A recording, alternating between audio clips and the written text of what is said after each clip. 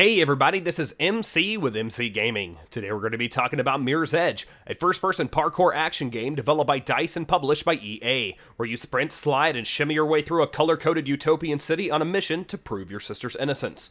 Let's get on with the review. Mirror's Edge came out in 2008, along with games like Dead Space and Grand Theft Auto 4, so graphically, there was some competition out there. But when I played Mirror's Edge at its release on my Xbox 360, I was blown away at how gorgeous the game was. 8 years later on the PC, this game is still very pretty. Everywhere you look is the color white, with the exception of some of the world's advertisements and markers for where you should be going next. Items that are important to the player are highlighted in red, maybe a crane that you need to scale or a door that you need to bust through. I found this to be very aesthetically pleasing, and even by the end of my playthrough wasn't tired of its implementation. Whenever you're traveling, you may see other colors as well. If you see something that's a distinctive color right in front of you, it's probably important.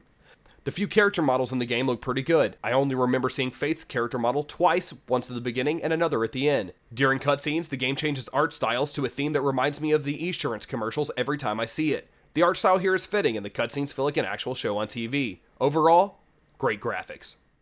Faith, the game's protagonist, is a runner, who is someone who basically carries important information around the city unnoticed. Runners are looked at as the highest level of criminal. After a tutorial in the beginning of the game, Faith learns that her sister may be in trouble and goes searching for her. She finds her sister along with the dead body of mayoral candidate Robert Pope, who they believe could have actually been good for the city. Faith's sister, Kate, says that she is innocent and that she is being framed for this murder. After finding a clue on a piece of paper reading Icarus, Faith sets off to help her sister prove her innocence. The story actually has a couple twists. I saw them coming and they've been done before, but it wasn't a bad story. Overall, pretty decent plot. I may not have been able to scale skyscrapers in real life, but I did get to have the sweaty hands from it, which is close enough for me. That's because DICE does action right. When the enemies start firing and you have little time to react, things get tense. These heart-pounding moments are exactly what make the story mode so fun to play. DICE could have just made this a simple parkour game, but the simple addition of enemies makes certain situations unforgettably exciting.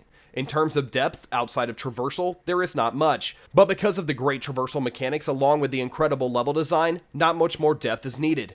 Mirror's Edge was a fast-paced thrill ride from beginning to end, with some puzzling sections that had me shaking my head as well. These areas where you have to think about how to get from point A to point B in a tight space are a nice break from leaping between buildings with bullets flying by your skull.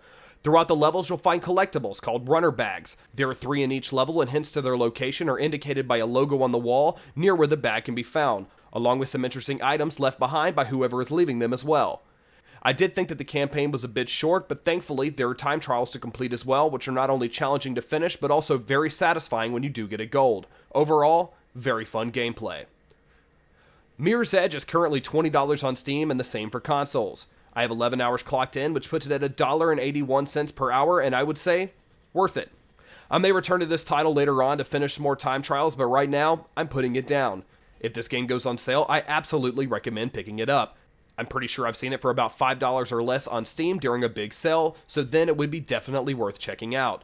With slow-mo knockouts, wall-running goodness, and white on white on white on white, I give Mirror's Edge an 8.5 out of 10.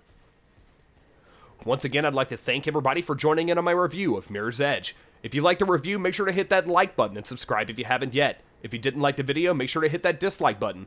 Also, if you enjoyed, make sure to check out my other reviews. I post at least 2 reviews a week, and I really put my heart and soul into these. Thanks a lot, everyone.